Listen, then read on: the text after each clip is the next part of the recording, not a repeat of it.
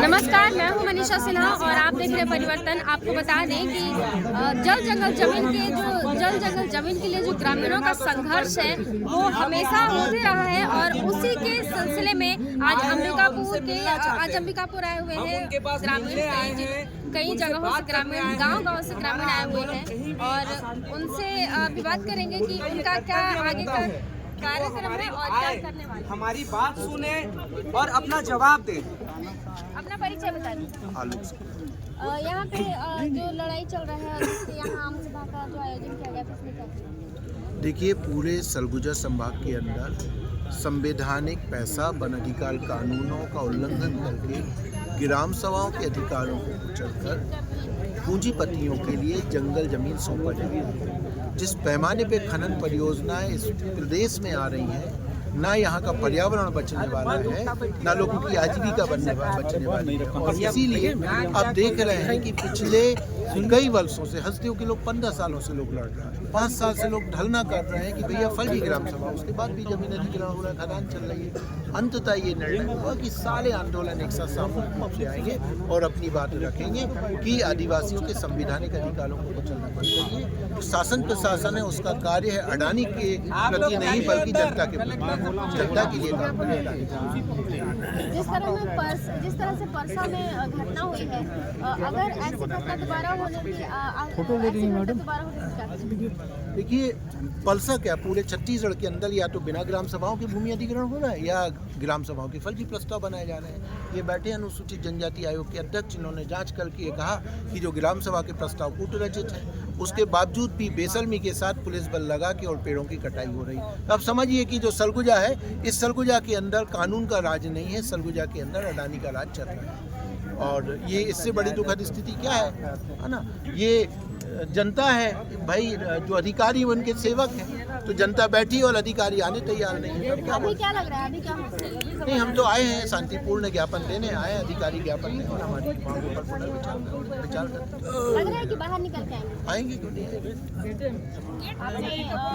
आएंगे? कहाँ से लोग? पूरे सरगुजा संभाग से लोग हैं, रायगढ़ से हैं, कोलबा से, काफी। यहाँ पे अंबिकापुर से भी आए हुए हैं और सब लोग बैठिएगा, उठिए। यहाँ पे सब लोग यहीं बैठेंगे, कोई उठेगा नहीं। यहाँ पे समर्थन के लिए बताएंगे कि क्या है। अब आप देख रहे हैं कि कलेक्टर सर का इंतजार कर रहे हैं जनता, और पुलिस को भेज कर डराया जा रहा है ना, कि आप रोड में बैठेंगे तो रोड जाम हो रहा है। और यही कलेक्टर और यहाँ के अधिकारी हैं, जब नेता आते हैं तो 1 घंटा पहले से रिसीविंग करने जाते हैं, और सरकार कहता है कि जनता के लिए हम बने हुए हैं, तो जनता रोड पे है और सरकार जो कलेक्टर है वो 1 सेकंड जनता को दे नहीं पा रहे हैं। आप देख रहे हैं और डरवा रहे हैं। तो ये जनता डरने वाला नहीं है, क्योंकि जंगल के लिए अंग्रेजों से भी आदिवासियों ने लड़ा था। अब आज उनका जंगल कट रहा है तो लड़ेंगे, और लड़ रहे हैं, और हम भी उनके साथ लड़ाई लड़ेंगे। अभी तक नहीं आ रहे हैं, क्या लग रहा है कि आएंगे कि नहीं आएंगे? देखिए, मेरे को तो लग रहा है कि सरकार के ही कुछ लोग होंगे जो फोन में मना कर दिए होंगे कि मत जाइए, तभी तो नहीं आ रहे। तो 1 सेकंड तो आना है, आवेदन लेके चले जाना है। सरकार को तो ये समझना चाहिए ना कि आदिवासियों का जब जंगल कट रहा है तो उसको रोकवाना चाहिए। लेकिन आप देख लीजिए कि जंगल लगातार चारों ओर कट रहा है और ग्रामीण किस तरीके से परेशान है। 1 सेकंड का तो बात है, उस गेट से पैर यहीं तक तो आना है, आखिर में घर तो गाड़ी में जाएंगे ही ना। तो 1 सेकंड आ जाते, बोलते क्या परेशानी है, जनता ये लोग बता देते कि हमें ये परेशानी है। मतलब जनता से बढ़कर सब कुछ हो चुका है, और यहाँ का सिस्टम कहता है कि जनता सबसे बढ़ के है। लेकिन आप देख लीजिए कि यहाँ का जनता जो है वो रोड पे है, जनता रोड पे है, खाए बिना भूखे प्यासे जनता अपने हक के लिए लड़ाई लड़ रहा है, लेकिन उसके लिए इनके पास 1 सेकंड का टाइम नहीं है। लेकिन यहाँ के बड़े नेता आते हैं, 2-2 दिन में आ रहे हैं, और इनके लिए 2-2 घंटा तक टाइम रहता है, और बड़े बड़े सभाएं बैठते हैं, और वहाँ यही अधिकारी उनके साथ बैठ के पूरा टाइम देते हैं, और जनता उनका इंतजार करते रहता है। ये इनकी स्थिति है। पिछले कुछ दिनों से जल जंगल जमीन बचाओ को लेकर के एक अभियान चला रहे हैं और डोर टू डोर कर रहे हैं, घर घर जा करके पेपर बांट रहे हैं। तो बात करेंगे कि आज आप यहाँ पे समर्थन में आए हैं, क्या करेंगे? देखिए, समर्थन की बात नहीं है, हमारी भी वो पीड़ा है। ठीक है, हमारे पास वो क्या बोलते हैं, ज़्यादा ज़मीन नहीं है और हमारा घर भी नहीं पड़ा है, लेकिन कल को वही स्थिति होगी। यदि जंगल कटेगा तो आप सांस कहाँ से लेंगे? पानी नहीं बरसेगा, वाटर लेवल डाउन होगा, टेम्परेचर बढ़ेगा, रहेंगे कहाँ? रेगिस्तान बन जाएगा। इसलिए इस पीड़ा को सभी को समझना चाहिए, और इसी को समझ करके जो लोग हैं, यहाँ शहर के लोग भी आए हुए हैं कि जल जंगल जमीन बचे। और भी यहाँ पे ग्रामीण है, उनसे बात करेंगे कि वो जो यहाँ पे आए हुए हैं यदि अपना परिचय बता दीजिए। यहाँ पे प्यास से है, इनको पानी नहीं मिला है। दिन भर से यहाँ पे आए हुए थे। यहाँ पे आम सभा चल रहा था और यहाँ पे बिना खाए हुए लोग यहाँ पे बहुत देर से हैं। मैं सुबह 11 बजे से ट्रैकिंग कर रही हूँ और भी यहाँ पे नहीं बोलेंगे तो कैसे सुनोगे। हम लोग ट्रैफिक के साथ हैं, आप लोग देख रहे होंगे, मैं भी कंटिन्यू कर रही हूँ। यदि आप बता देंगे कि आप किस मांगों को लेकर के आए हैं।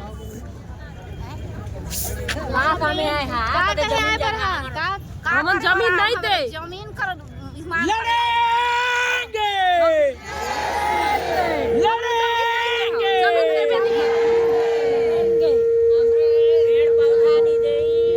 पेड़ पौधा नहीं दे ना, हम जमीन नहीं दे।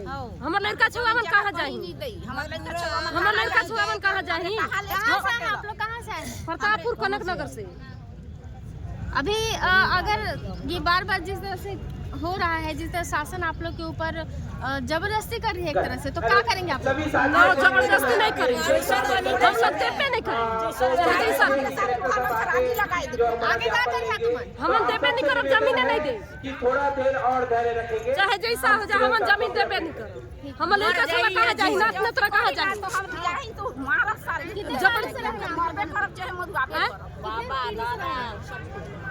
बाबा दादा सब खूब गिन हमार हुए सरकार थोड़े काट के कर रखी से जमीन। हम तो जैसे होती से होइए जा, तो हम रात में बेटा बेटी में कहाँ जाए। सरकार ला हम ही मंदिर रोड बनाई, सरकार अपने थोड़े रोड बनी। हम निकालत नहीं, हम अपन काम करे, हम अपन काम करे, हम जमीन नहीं दे,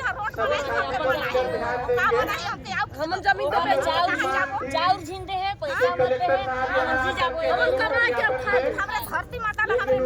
देख रहे हैं कि ग्रामीण कितना गुस्सा है और यहाँ सुबह से ये लोग आए हुए हैं, सुबह से ये लोग परेशान हैं, लेकिन यहाँ पे इनको सुनने कोई नहीं आया है अभी तक और इनकी सुनवाई के लिए कोई नहीं आया। बाहर से एसडीएम आए भी हैं, लेकिन इनका मांग है कि कलेक्टर आएंगे, लेकिन कलेक्टर बाहर नहीं आ रहे हैं।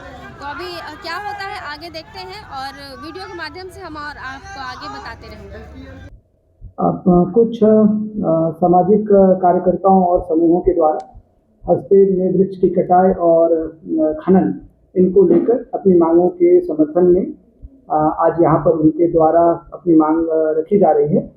इसके संबंध में प्रशासन का यह स्पष्ट अभिमत है कि वृक्ष की कटाई और खनन ये दोनों कार्य संविधान और कानून के दायरे में ही किए जाएंगे।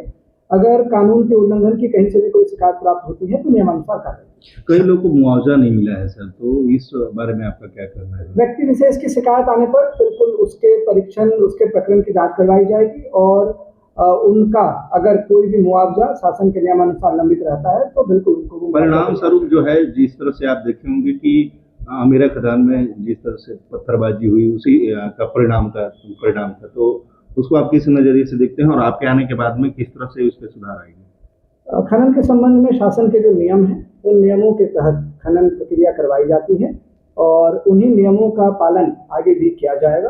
किसी भी व्यक्ति को उसके कानून सम्मत अधिकार से उनको कोई संपूर्ण अधिकारों के उपभोग में कोई समस्या नहीं आएगी, ऐसा स्पष्ट निर्देश दिया। ऐसा बिचौलिए जो है प्रशासन की छवि को धूमिल करते हैं, उनके लिए क्या आप संदेश देना? इस तरह का कोई भी मेरे पास इस तरह की कोई भी सूचना नहीं। सर, एक आखिरी प्रश्न ये भी रहेगा कि लोग आंदोलनकर्ता जो बाहर बैठे हुए हैं उनका ये आरोप है कि फर्जी ग्राम सभा आयोजित करके भूमि अधिग्रहण करने की योजना बनाई गई है, इस पर क्या कहना चाहेंगे सर आप? योजना के बारे में अभी से कुछ नहीं कहा जा सकता है। कोई भी फर्जी जनसुनवाई या फर्जी ग्राम सभा के आयोजन के बारे में मेरे पास अभी तक कोई सूचना नहीं है।